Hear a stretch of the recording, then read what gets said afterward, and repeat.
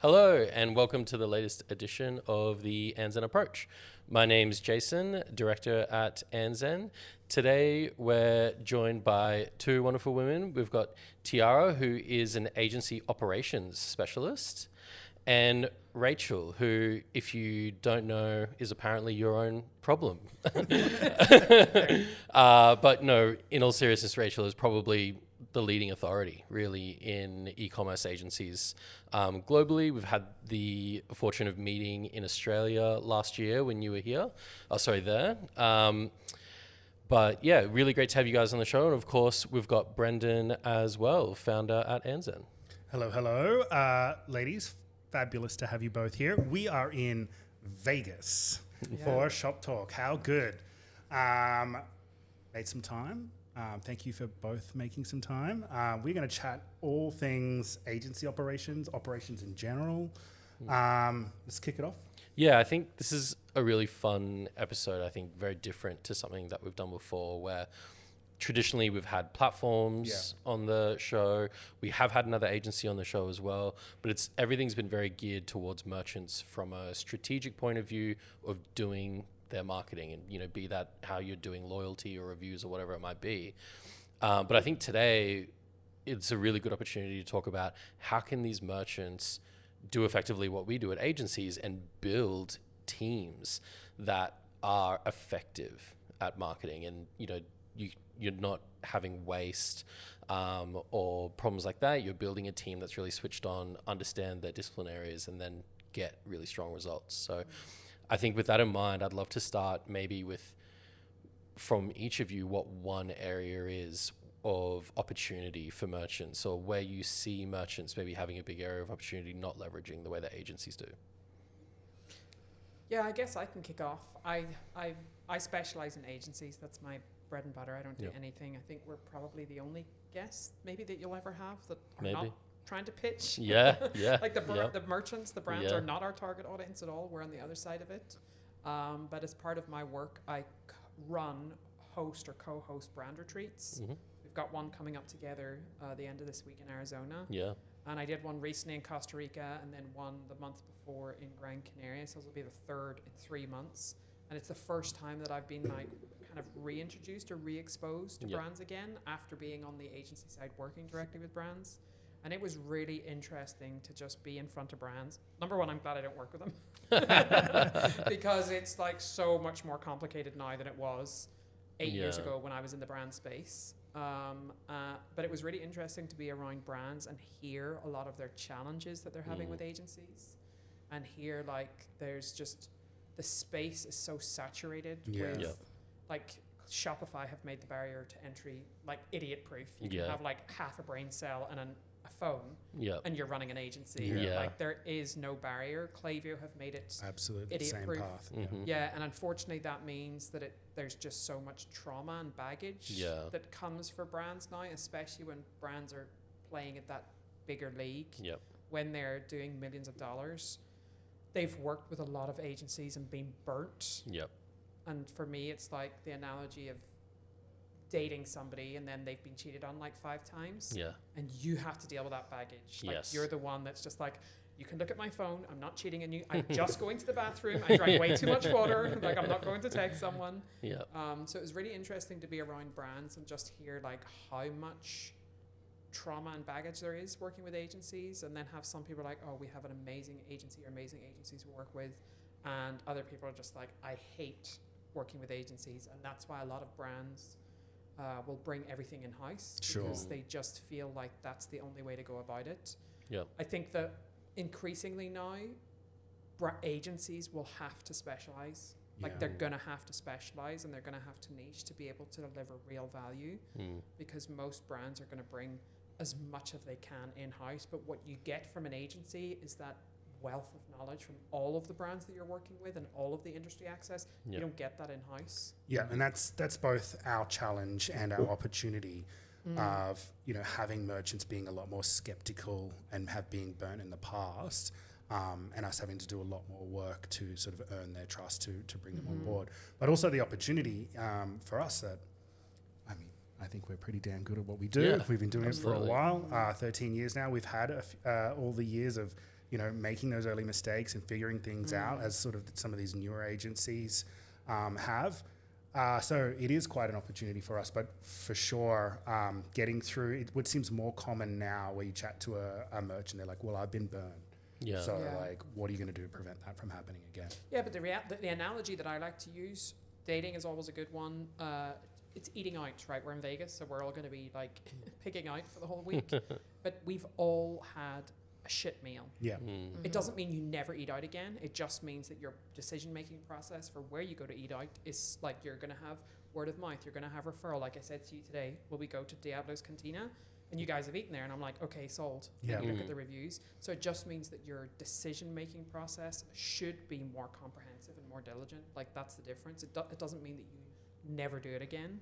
You're never going to date again because you've been cheated on. You just make sure that the person that you're dating in the future is of a higher caliber or doesn't have all those red flags. Or, like a lot of people we know, just keep doing the same shit over and over again. Keep dating cheaters.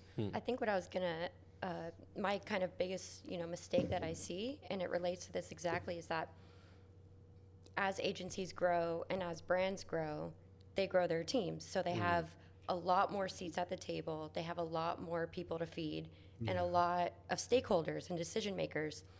And, even when I come in, I'm unbiased. I have no feelings attached. Yep. So I'm kind of giving them the truth, and I'm looking at the data and the numbers, right? And I'll give them recommendations, and then they just sit on them, right? And I see this analysis paralysis where because there's so many people in the room, we can't come to a decision, so we just have calls and calls, like endless calls, it feels like, and we actually don't move the needle forward. So then we do a look back a year later, and the goalpost hasn't moved, or maybe it has, and we want to keep doubling revenue. We always want to double revenue, but what have we done to actually double that revenue, right? And it's like, well, we didn't want to pull any of these levers that the data told us to. So you see this a lot of times, even in your own, personal lives. When you have more people to think about, it's harder to make that decision, but it doesn't mean that no decision should be made. And you see a lot of times where, especially on the operations side, you may have a clear plan for marketing, sales, all these things, but the operations are like your core, internal makeup, right? And your foundation.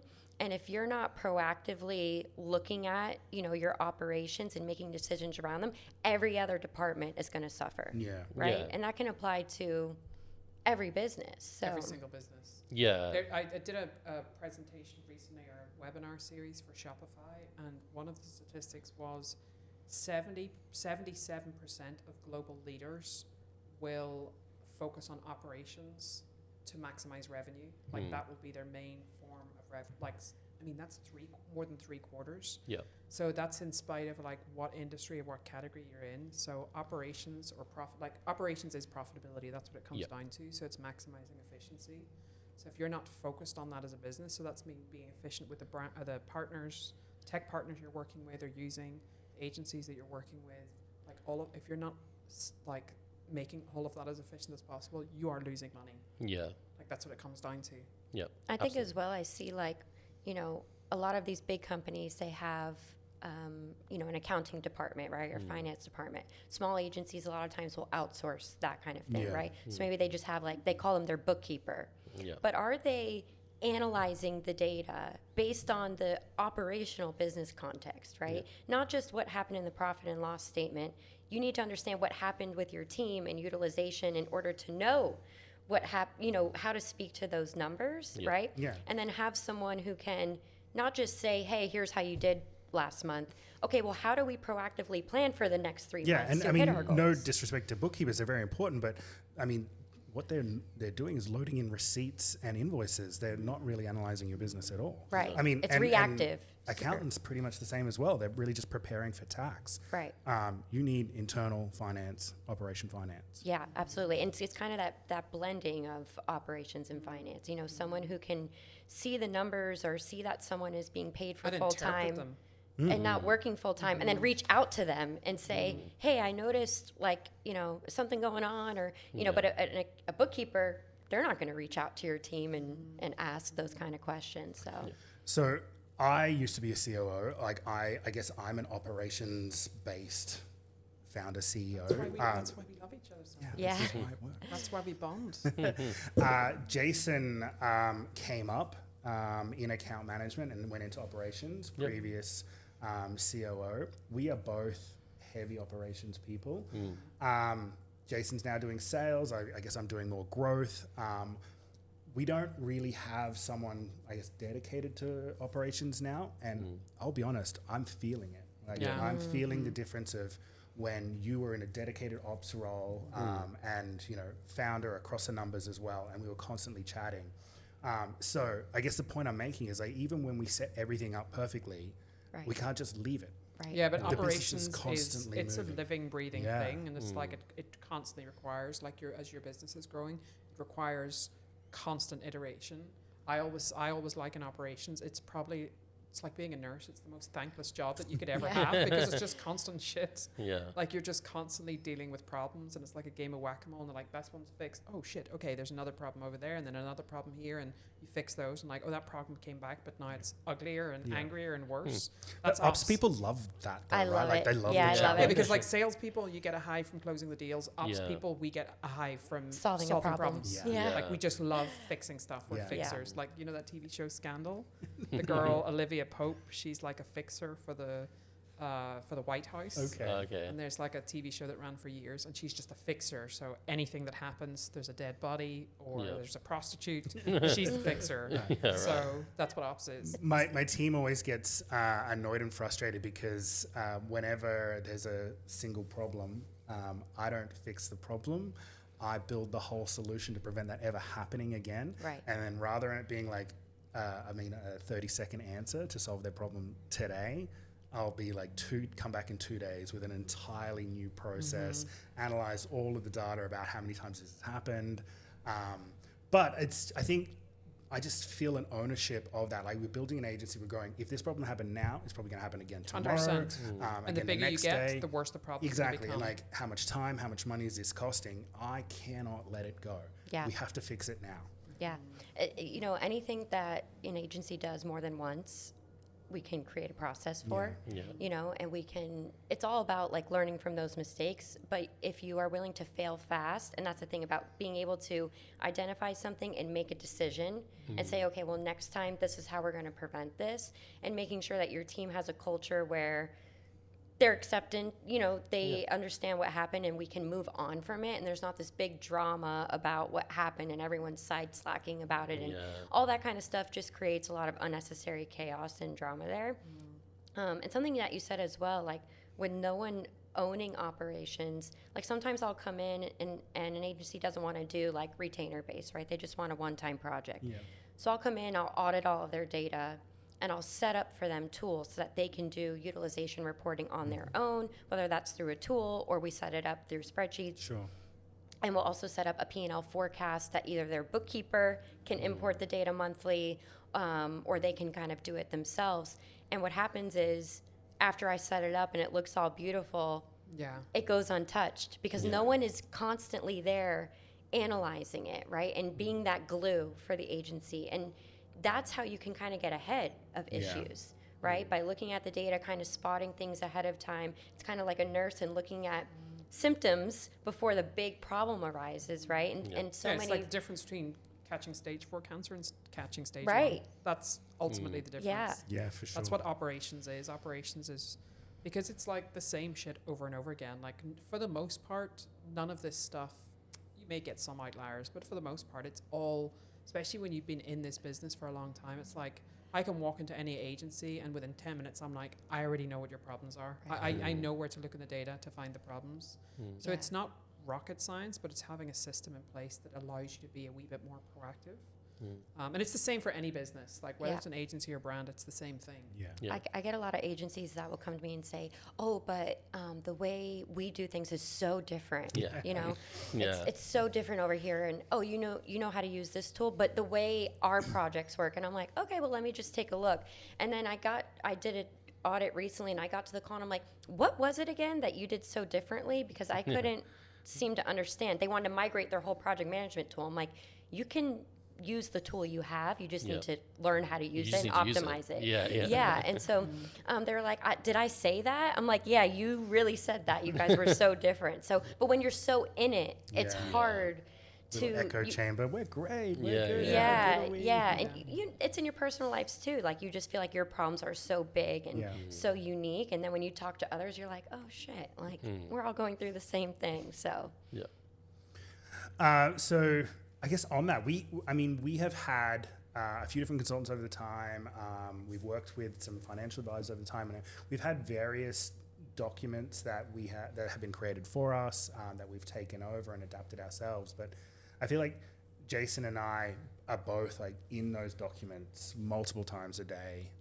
Quite lucky, we have some toggles for different scenarios as well, so we can see like where are our sales pipeline, what's that looking like, what are the renewals versus what are the new business, what are our sales targets, what are our costs looking like.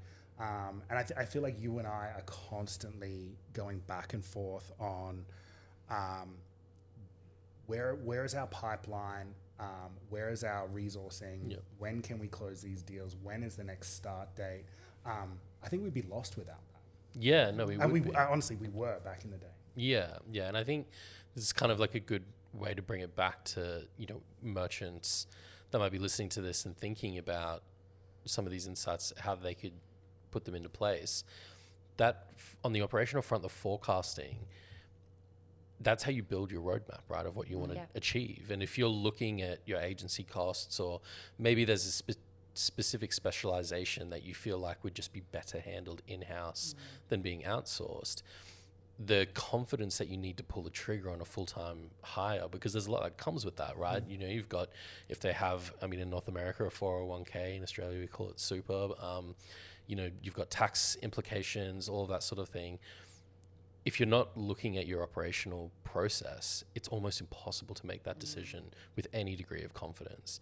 And if you don't, and you misfire, or maybe you invest less than you could and you have to go for a more junior resource, or you invest more than you should or can afford for someone senior who's ineffective, it can be really disastrous. Totally. Yeah. And I think we've got our shit together, but there's so much more we could do. There's still so many areas that we haven't touched, or areas that we've sort of left for a year or so that need to be sort of revisited. Rachel, Tiara. Starting to feel like a bit of a therapy session. I can. Are you going to start crying? Yeah. What are you seeing in the sort of broader agency landscape? Like, what are some of the common problems that agencies are facing? Yeah, I think I see all the time is that, sales and delivery are not speaking to one another, or it's like on a as need to know basis. So if the service or delivery team is hearing about the deal only when there's a signature, it's too late, right? And then the first experience that the merchant is going to have with the project manager is going to be, hey, this is really for what you want versus the package you bought. They don't match. Yeah. So immediately then the merchant's going back to the salesperson like, I hate my project manager. Yeah. And then the project manager doesn't feel empowered to align scope, and then they can't meet budget, and then we're not profitable. So it's a really like ripple effect. So it sounds basic, but like communication, I always encourage and set up for my agencies to have a weekly pipeline call. And that pipeline call is with sales and heads of delivery to talk through deals that are at like stakeholder buy-in and beyond. You want to make sure that the sales team is running those scopes past your technical lead or your head of marketing before they present it to the client, because they're going to ask questions that maybe the salesperson isn't thinking about. Also having the operations person there to kind of already build those deals into the financial forecast and convert those deals into hours per week, plug that into utilization planning so that they can proactively understand when and if we need to hire. And it becomes a lot more of a proactive decision. And you can, tell HR or recruiting like, hey, we want to open up some job recs, and just kind of get a bench loading. And then you don't pull the trigger on that hire until you see those deals come in. I also love to make sure that we start to, if you're an agency of size, it looks, I know salespeople like want to get started right away, or they think it's such a good look. I honestly, if I'm going to get a tattoo or my hair girl and she's like, I'm available tomorrow, ew. Like, I want you to be busy, you know, not too busy, but like a standard 2 weeks from signature to kickoff, it looks professional. We have processes that we're doing internally to make sure we're prepared. It gives me time to like make that decision on that hire that I've already been interviewing, right? Or if we did have no notice, which happens, 2 weeks is not enough time to make a good hire. And I see this a lot where then you end up going to Fiverr or Upwork and you find someone really shitty, or you just you use your own team to service it, and they may be already overutilized. They're just learning as well, right? Or they're not experienced. So it's a lose-lose for us and the merchant. So kind of that proactive planning and making sure that sales, ops, and service are all chatting about deals. And you guys have a great way that you have empowered your sales team to scope those deals themselves. So that's wonderful, because it requires less time from the service team. But we still need that time once it's signed to like really roadmap and plan. And I've seen such a difference in the morale of a project when that project manager feels so confident, comfortable with what was sold. They don't feel like they're overworked or that they can't handle it. And then the client merchant experience is just, you know, they're really proactive in that whole relationship. So I think the scoping tool that you were talking about that Brendan built, that was a big thing for us, because if you don't have a tool like that and a salesperson is trying to hit a budget or a number, what they'll end up doing is just putting everything in and then selling it at that number, and there's no really visibility to how many hours or what the hourly rate is, and that's when that tension creeps in, right? Because then they come to the delivery team and say, well, the budget was 10 grand, so you know, here you go.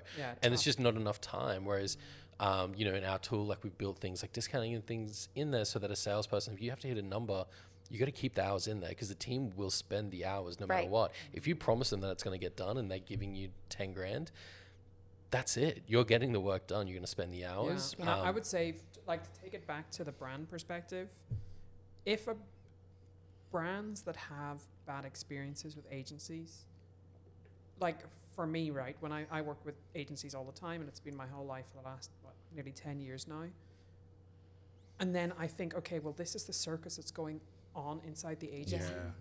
How, like, what is the repercussions? Who are the consequences? Like, who are the casualties? It's the brands that are casualties. And that's why the brands are then going from agency to agency to agency, burnt. Because the agencies internally don't have their shit together. So it's just like, for example, if I was looking for, let's say, Tiara's getting married, not to me yet. Wink, wink. No, let's just say we're in Vegas. Yeah, exactly. That's true. Yeah, it doesn't count here. But let's say Tiara's getting married, and she wants to get a caterer in. And then she's like, oh, okay, so like in your normal like home life, what do you eat? Microwave meals. I'd be like, whoa. Okay, this does not feel like a great fit, because if that's the food that you're cooking for yourself, then I don't feel confident. Or if you're looking for an interior designer or something like that, and their house is like a bag of shite. It's just like, okay, I don't really trust this person's judgment, because you have to really live it. So with the brand retreats that I've done recently, I challenge brands and say, ask the agency, I know that you're here for a specific project. You know, I want my emails rebuilt, I want to migrate to a new tool, I want a website redesign, whatever it is that you're looking for. Ultimately, you should be looking for a strategic relationship and a strategic partnership between the brand and the agency. So challenge the agency and ask them, what is your process internally? What does your process look like? Actually, I have a nice visual that I use for some of the webinars and workshops that I do. And with some of my agencies, we actually have a visual inside the brand deck that shows you, this is our process and this is your process. So this is what we have to do internally, and then we do these 5 things, and you do those 2 things, and then we do these, and then you do those, just to really give the brand or that relationship between the two of them, that it's like, well, this is how we work together as a team, and this is what we have to do. Agencies who don't have that or are very reactive, any company that's very reactive, there are going to be casualties, and it's just going to feel super messy, and that's where money is lost. It's ultimately, if you're not in business to be profitable, run a charity. Do you know what I mean? I think that's a good point, and I want to specifically ask you how you get, I guess, founders or owners to get their shit together. But before you answer, we're going to go to a word from the sponsor, and then you tell me all about how you keep agency owners in line. The violent tactics. The violent strategies. Okay. Founded in 2012, Klaviyo is the only CRM built for B2C brands. Powered by our built-in Klaviyo data platform and AI insights, Klaviyo combines marketing automation, analytics, and customer service into one unified solution, making it easy for businesses to know their customers and grow faster.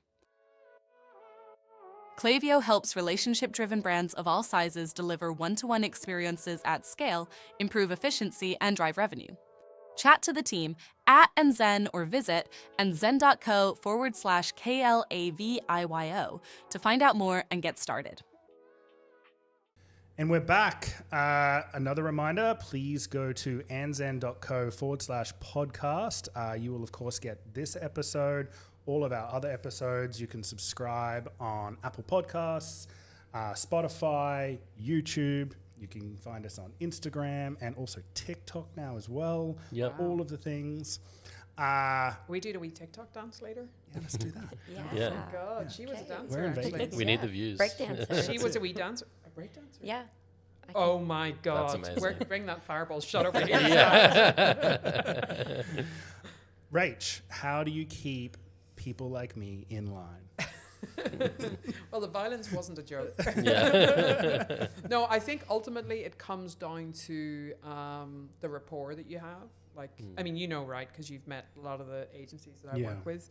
We're all very similar. Like, we're all a bit like kind of playful and cheeky, and like we're straight shooters, and we don't take ourselves too seriously. So I'm very intentional about, like, I know my personality type. A little stress-induced insanity. Yeah, we bit of speak for yourself. I'm perfectly sane. I don't know what you're I thought you were going to say, I'm not stressed at all. I'm just insane. not stressed, I'm just mental. And I'm totally fine with it. No, but I think being really intentional, especially for me, like I've built this community for the last 6 or 7 years, and there's like, I've got a network of 20,000 in an active community of a few thousand agencies. But I think, I mean, you can't have everybody all carbon copies. I mean, if they were all like me, we'd all be dead, because that would be way too mental. But being really intentional about the people that I'm working with. I know that we took a while to kind of get to know each other, and like that whole initial phase. There's some agencies like the guy in Netherlands, Omar. We'd known each other for years. And we just slowly built that relationship. So it means that when I need to have a more direct conversation, they know it's coming from a place of love. I'm not going to go in and like, you're a complete arsehole and your life's a failure. No, of course not. But there's times when I've had to like have a come to Jesus moment and like, you need to buckle up. Like this, if this is what you want to do and we're going to do this together, do not waste my time. Like the money is not worth it for me. So we're either going to get results, or we're just going to dick around here, and this is just like some sort of like social club, in which case I'm not interested. But I think having a really clear sense of like plan and vision of what it is that you're looking to achieve, and if that can align with what I'm doing, because I think for you guys, really the expansion internationally was a big thing, and you know that I have a pretty big network internationally. And I have this community of agencies, and everybody is just super collaborative, and everybody loves each other and like wants to work together and wants to help each other out. So what you were looking to do beyond the tangible stuff, like the tangible stuff, I need to get my operations together, and I need to grow this agency, and like all of that tangible stuff. But there's all of that, you know, like they say, like 80% of communication is nonverbal. It's that nonverbal stuff that for me is what's really impactful, because you're not going to get like massive wins every single time you have a call. That's not what it's going to be about. But if both of your goals are aligned and you're both moving in the same direction, and I can say, like, a lot of the agencies that are here for Vegas, a lot of them are riding the coattails of what I've already put in place. And I'm totally good with that. They're just like, we want to expand in America. We want to meet with more partners. We want more visibility. And I'm like, okay, well, I've got 650 people coming to meet up tomorrow. Who do you want? Here's the list. You tell me who you want to connect with. Who do you want to have meetings with? What sort of conversations? And let me line it all up for you. So it's not just that tactical, let's grow the business and let's do this and get those wins. It's also like, okay, how do we take this to the next level? How do you, it's even like the relationship that I have with Tiara, which I'm very blessed, it's business and personal. And we both respect each other and love each other. And I've sent clients that I used to work with, she's now taking care of them. But it's like, how do I take what I've done? We're talking to Tiara. Yes, I know, through me. Yeah. And maybe this is the plug. This is I know we joked earlier about doing a baptism, but maybe this will be the business version. But it's like, how do I take what I've done, and then other people around can leverage that? And how do you take what you've done and the other people that you're working with, that we can all, like, what I say, it's like a rising tide. Yeah, lifts all boats. Yeah, exactly. Did that sound like I was a bit of a prophet? Or? Yeah, that guru vibes It didn't sound too violent. I mean, there are threats of violence. Yeah. They're usually playful, but I'm always ready for go time. I'm always fight ready. Yeah. Same. It's like Conor McGregor, but less mental. Which is not saying much. I think for me, when I'm working with, CEOs, it's a lot of times, especially within the US, it's stripping that ego back and reminding them of, the goals that we have in mind, because there's this like CEO brain of like, oh, I have a new idea. They're entrepreneurs, right? Yeah. So you guys have this shiny new idea, and then you bring it to your team, and your team is like, oh my God, like this is the furthest thing from what we want to do. But Guilty. sometimes, so having someone like Rach or I to kind of ground you and say, okay, we can do that, but like, let's do that in Q3, or it's not important right now. We need to focus on this, pressing issue, to kind of have like that soundboard, that doesn't have feelings involved, is super important. And then on the flip side, I oftentimes have to work with heads of departments to execute said goal. And their feelings are really involved, right? Yeah. And they are so emotionally attached to the work they do and how they do it. And so when I am coming in and working with them, I kind of put on, it's like a therapy session with them where I say, okay, what do you like about what you do? What do you dislike? And usually it's like, I hate the sales team. I hate the service team. They never give me information. There's, they're always like, it's a Spider-Man meme where they're like pointing the finger. And I already know how it's going to go down. And sometimes they're like, why should I trust you?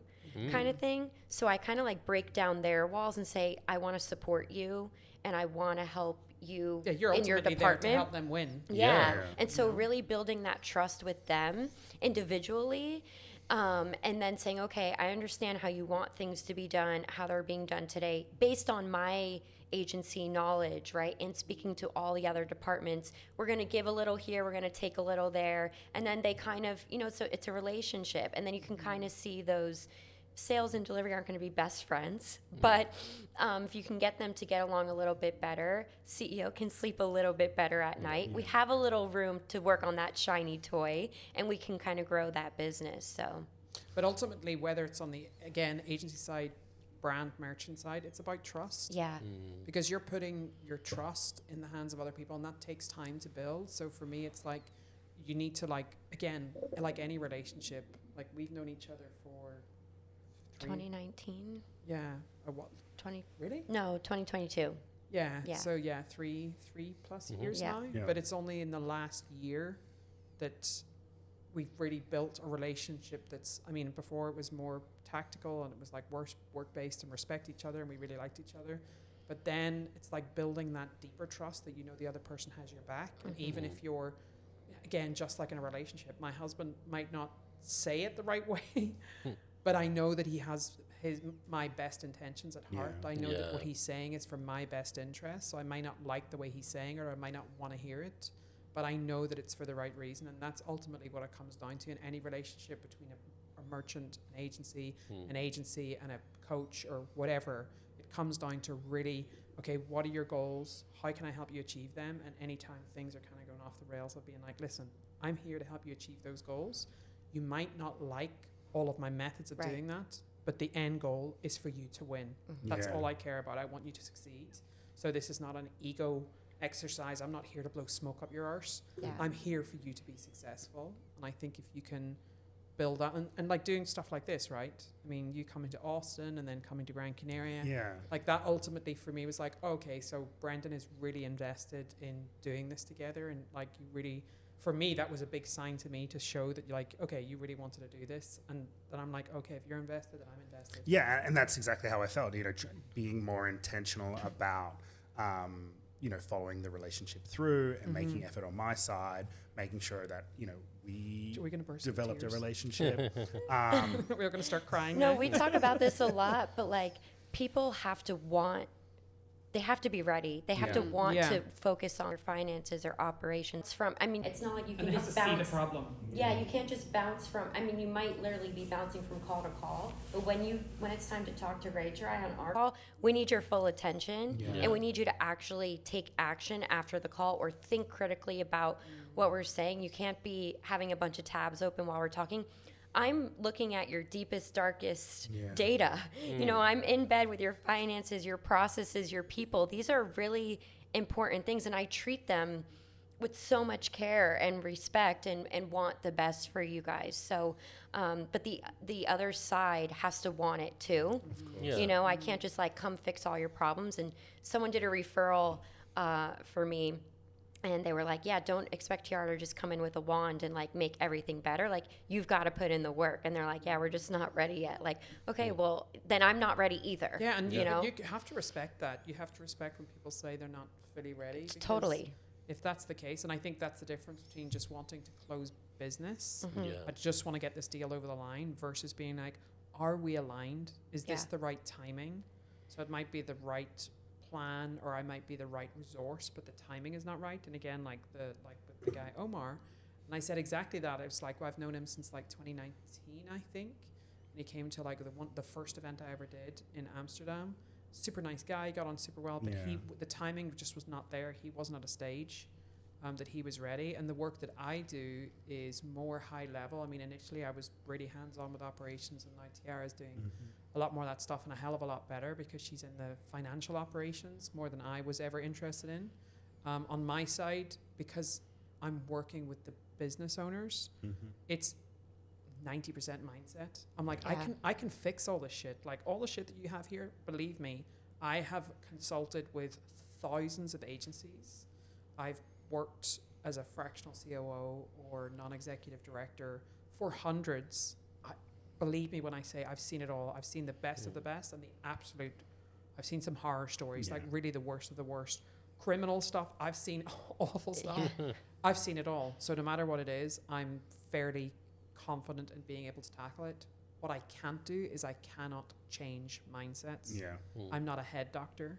So if you don't do that work, if you're not willing to face the personal issues that you have that's blocking you in whatever way, so whether it's imposter syndrome or like whatever it is that you're dealing with, self-limiting beliefs, whatever, if you're not willing to face that and we can work through it together, it's not going to work. And then I'm going to end up then like bashing, you feel like I'm bashing you, or you feel like I'm going to have to pussyfoot around things. And anybody who knows me knows there's no pussyfooting around. Rachel's not going to be the life coach. I'm not a pussyfooter. not at my size. Is similar to how we view recruitment as well. It's a fast-moving industry.